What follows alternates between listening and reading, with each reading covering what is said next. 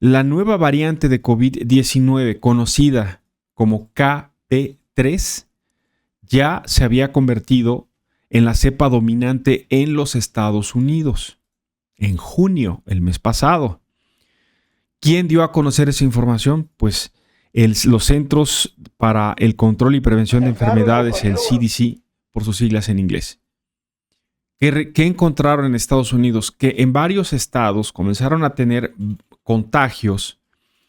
La gente comenzó a llegar a los hospitales, comenzaron a tener saturación en algunos hospitales y empezaron a registrar un incremento. Ahora, lo que encontraron, y el CDC en Estados Unidos lo reportó el pasado 7 de junio, o sea, poco más de hace un mes, lo que reportó es que estaban llegando personas enfermas, pero particularmente niños con problemas respiratorios provocados, iban contagiados de COVID-19 por esta cepa KP3.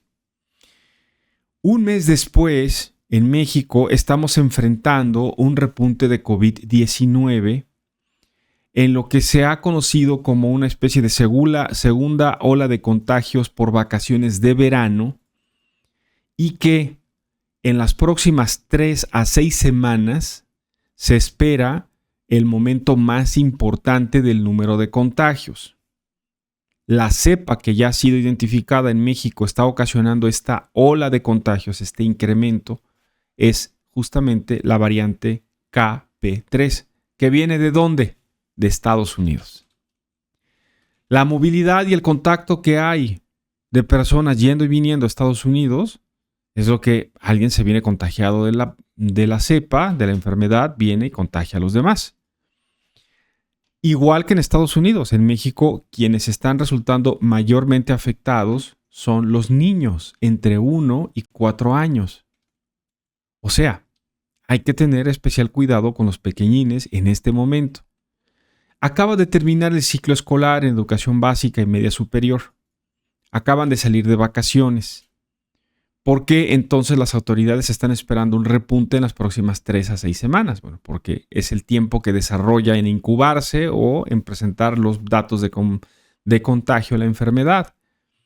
Entonces, por eso están esperando en 3 a 6 semanas todavía un repunte más importante, aunque los niños ya no estén en la escuela, que es un punto de contagio importante. ¿Qué dice el gobierno? Bueno, la Secretaría de Salud, en un comunicado, antier, 16 de julio, reportó que el número de casos de COVID-19 hasta el momento están dentro de los parámetros esperados para esta época del año, según la Secretaría de Salud. Ya sabemos que los datos oficiales, los datos del gobierno en este tema siempre son muy conservadores, ¿no? Para no alarmar a nadie. El Sistema de Vigilancia Epidemiológica de Enfermedad Respiratoria Viral, el CISVER, señala que hasta el 6 de julio pasado se habían informado 8,075 casos confirmados que representan un 8.2% de positividad con respecto a total de casos sospechosos. Este dato fue siempre polémico, acuérdense, durante la pandemia. 8.2% de positividad con respecto al total de casos sospechosos. ¿Cuál es el problema durante la pandemia y ahora mismo? ¿Cuál es el problema? Para no tener una cifra más precisa, que no todos los casos sospechosos son sometidos a una prueba y por tanto el número de casos positivos siempre es muy por debajo de lo que realmente está sucediendo. No todos los casos en donde una persona tenga un padecimiento respiratorio es COVID-19. ¿Cómo se podría confirmar? Pues aplicando una prueba. Pero aplicar pruebas en México sigue siendo costoso, digamos, en cuanto hay que pagar para hacer la prueba. Ir a un laboratorio especializado que puedan hacer la prueba de COVID y obtener el resultado. Recordemos, durante la pandemia pasó mucho tiempo para que hacerse una prueba pudiera ser algo relativamente rápido y fácil. Y vinieron los de las pruebas rápidas y se acuerdan de todo esto muy reciente, que ya le digo como que nos queremos olvidar y no queremos saber nada más de ello. Prácticamente nadie más quiere ahora con un malestar de tener problemas para respirar o de sentirse débil o de tener tos o de tener... Nadie está pensando en irse a hacer la prueba de COVID-19 o muy poca gente, hasta que la enfermedad tiene una manifestación más complicada y entonces se acude al hospital. ¿Por qué cobra importancia esto? Porque algunos hospitales, sobre todo privados, aquí en la Ciudad de México, han comenzado a tomar medidas. El Médica Sur, un hospital privado en la Ciudad de México, ha informado a través de un comunicado que ante el repunte de enfermedades producidas por el SARS-CoV-2 que provoca la enfermedad de COVID-19, es necesario y obligatorio el uso de cubrebocas para todo el personal de Médica Sur en todas sus áreas. O sea, en todo el hospital se tiene que usar obligatoriamente cubreboca, así como para pacientes y familiares en las torres de consultorios, torres clínicas y hospitalización. O sea, para entrar a Médica Sur, que es un hospital privado muy caro que hay aquí en la Ciudad de México, solo se puede entrar con cubreboca. ¿Por qué? Porque hay un alto nivel de contagio de SARS-CoV-2. Además, ahí en el Médica Sur se le ha pedido a todos los trabajadores que vayan a medicina laboral a hacerse la prueba para ver quién está contagiado y quién no esté para su casa. La UNAM, la Universidad Nacional Autónoma de México, ha emitido también una serie de recomendaciones para evitar el incremento de contagios.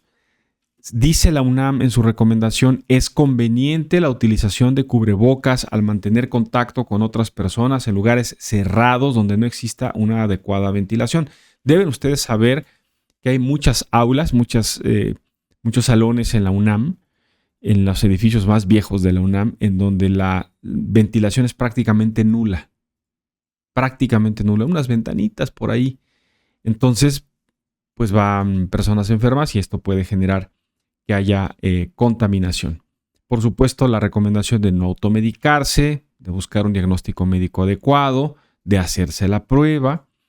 Y pues por lo pronto hay una serie de opiniones. El doctor Alejandro Macías, un epidemiólogo muy conocido en México, ha pedido y ha sugerido a través de sus redes sociales, él está muy activo siempre en sus redes sociales haciendo análisis de estos temas, y él sugiere no caer en el alarmismo porque dice que el repunte de casos de COVID-19 no es para nada parecido a los picos semejantes que se vieron durante la pandemia. Esto es importante saberlo.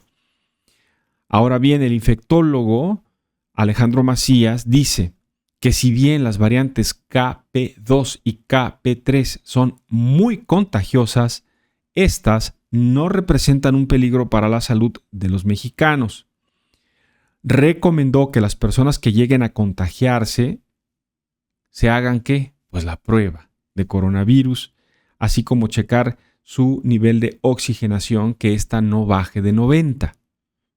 Y con esto, pues estar alerta y monitoreándose, pero preferentemente, pues acudir a un médico. Ahora, lamentó Alejandro Macías que en México todavía no haya disponibles medicamentos antivirales para que la gente de alto riesgo de contagio pueda adquirirlos y con ello proteger su salud.